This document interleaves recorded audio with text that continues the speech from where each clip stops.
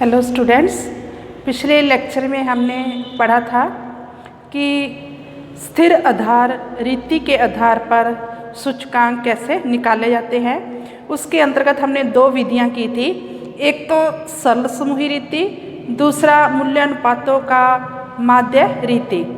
तो आज हम करते हैं श्रृंखला आधार रीति। तो मैंने आपको बताया था कि बेस ईयर निर्धारित करने के लिए दो विधियां हैं, एक तो स्थिर आधार रीति, दूसरी श्रृंखला आधार रीति।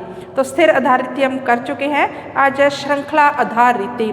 श्रृंखला आधार रीति में सूचकांक इंडेक्स नंबर कैसे निकाला जाता है, उसके 3 स्टेप हैं। पहले स्टेप में हम क्या करते हैं, सबसे पहले श्रृंखला मूल्यानुपात लिंक प्राइस रिलेटिव, और इसको लिखा जाता है LR से। क्या निकालना है, श्रृंखला मूल्यानुपात। ये कैसे निकलेगा, प्रचलित वर्ष का मूल्य बटे पिछले वर्ष का मूल्य इंटू 100। तो ये हो गया करंट ईयर प्राइस बटे प्रीवियस ईयर प्राइस इंटू 100। फिर उसके बाद आपने जब श्रृंखला मूल्यानुपात निकाल लोगे तो इस श्रृंखला मूल्यानुपातों का औसत निकालना है। औसत कैसे निकालते हैं कि श्रृंखला मूल्यानुपातों का जोड़ करके और नंबर ऑफ आइटम से हम डिवाइड कर देंगे। तो क्या है, औसत श्रृंखला मूल्यानुपात एवरेज लिंक प्राइस रिलेटिव। इसका सूत्र क्या हो गया, सिग्मा LR बटे N, यानी हमने जो LR निकाला है उसका जोड़ कर लेना है और नंबर ऑफ आइटम वस्तुओं की संख्या से भाग दे देते हैं। दूसरे स्टेप में हमने क्या निकाला, ALR average link price relative. इसके बाद आपने क्या करना है, तीसरा स्टेप क्या है, श्रृंखलित श्रृंखला सूचकांक। सूचकांक यानी चेन लिंक इंडेक्स, इसको CL से लिखा जाता है। इसका सूत्र क्या है, पिछले वर्ष का श्रृंखलित सूचकांक, यानी पिछले वर्ष का जो CL निकलाएगा उसको किससे गुणा करनी है, चालू वर्ष का औसत श्रृंखला मूल्यानुपात। ये औसत श्रृंखला, चालू वर्ष का औसत श्रृंखला मूल्यानुपात बटे 100। तो ये क्या निकलाएगा, श्रृंखला आधार रीति के आधार पर सूचकांक। तो ये 3 स्टेप द्वारा रिवाइज कर रही हूँ। श्रृंखला मूल्यानुपात निकालना है, फिर उन श्रृंखला मूल्यानुपातों की औसत निकालनी है, फिर श्रृंखलित सूचकांक कैसे निकलेगा, पिछले वर्ष का श्रृंखलित सूचकांक इंटू चालू वर्ष का औसत श्रृंखला मूल्यानुपात बटे 100।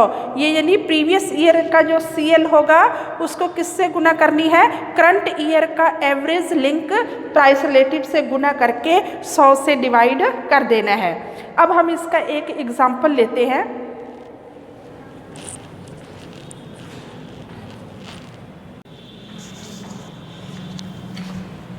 अब हम एग्जाम्पल की सहायता से श्रृंखला आधार रीति के आधार पर श्रृंखलित सूचकांक कैसे निकाला जाता है, इसका एक एग्जाम्पल लेते हैं। क्वेश्चन क्या है कि 1994 से 1998 के लिए 3 वस्तु समूहों के निम्नलिखित मूल्यों से 1994 से श्रृंखलाबद्ध श्रृंखलित सूचकांक निकालिए। तो मैंने आपको पहले भी बताया था कि वस्तुओं को लिखना है पहले कॉलम में और इस रो में लिखना है ईयर को। तो ये हमने कैसे ये टेबल बनानी है, श्रृंखला आधार रीति के द्वारा सूचकांक निकालने हैं। तो यहाँ वस्तुएं लिख ली 1 2 3, इसके मूल्य दिए गए हैं। ये 1994 के मूल्य है, ये 1995 के मूल्य है, 1996, 97 और 98 के। अब आपने क्या करना है, तो इस टेबल बनाते समय एक मूल्य है, एक श्रृंखला मूल्यानुपात, मूल्य श्रृंखला मूल्यानुपात, मूल्य श्रृंखला मूल्यानुपात। तो इस प्रकार से आपने बनाना है। तो मैंने आपको 3 स्टेप बताए थे। पहला क्या था कि श्रृंखला मूल्यानुपात निकालना है, उसके बाद जो श्रृंखला मूल्यानुपात आएगा उनकी औसत निकालनी है। जैसे ये श्रृंखला मूल्यानुपात हम निकाल लेंगे, इनको जोड़कर वस्तुएं कितने 3 से डिवाइड कर देंगे तो वो आ जाएगा औसत श्रृंखला मूल्यानुपात ALR। तो सभी वर्षों का ALR निकल आएगा। उसके बाद क्या करना है कि 1994 से श्रृंखलित श्रृंखला सूचकांक CLI आपने ज्ञात करना है। तो सबसे पहले हम क्या करते हैं, श्रृंखला मूल्यानुपात। ये क्या होता है कि चालू वर्ष प्रचलित वर्ष का मूल्य बटे पिछले वर्ष का मूल्य इंटू 100। तो 1994 के लिए चालू वर्ष भी वही है और पिछला वर्ष भी वही है। तो 4/4 इंटू 100 करेंगे तो ये 100 आ जाएगा।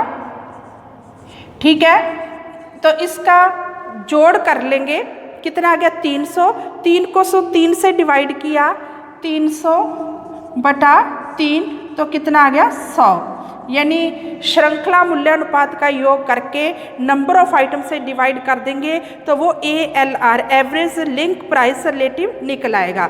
अब क्या है 1995 का LR कैसे निकलेगा, चालू वर्ष का मूल्य बटे पिछले वर्ष का मूल्य इंटू 100। इस प्रकार 20/16 इंटू 100।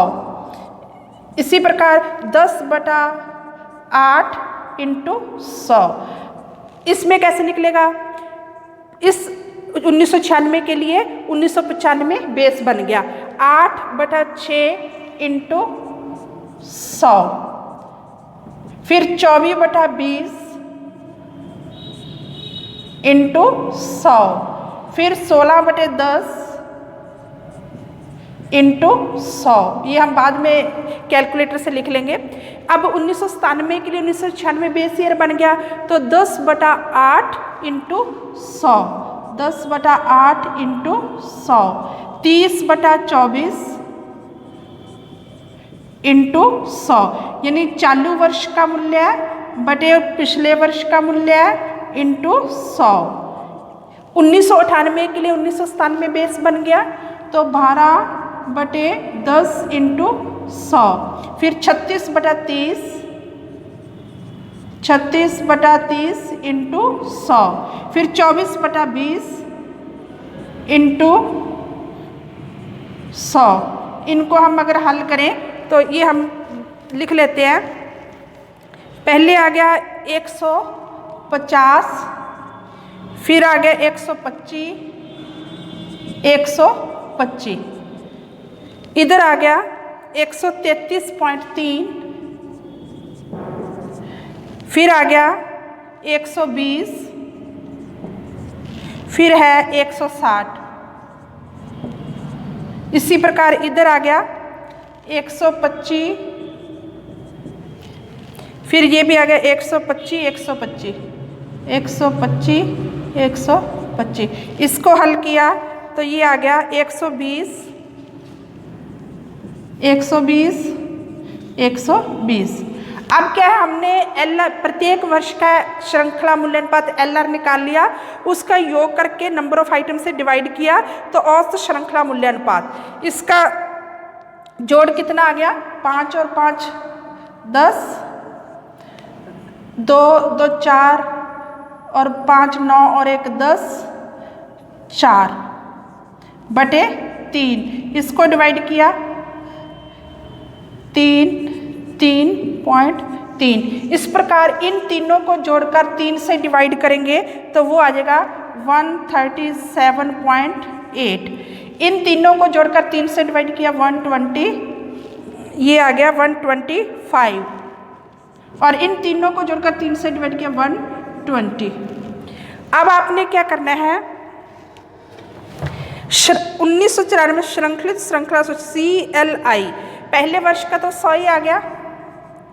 फिर क्या करना है, 1995 के लिए 1994 क्या है बेस ईयर है, तो बेस ईयर का श्रृंखलित श्रृंखला सूचकांक यानी ये 100 इंटू चालू वर्ष का औसत श्रृंखला मूल्यानुपात 133.3/100, 100 से 100 कट गया तो ये आ गया 133.3।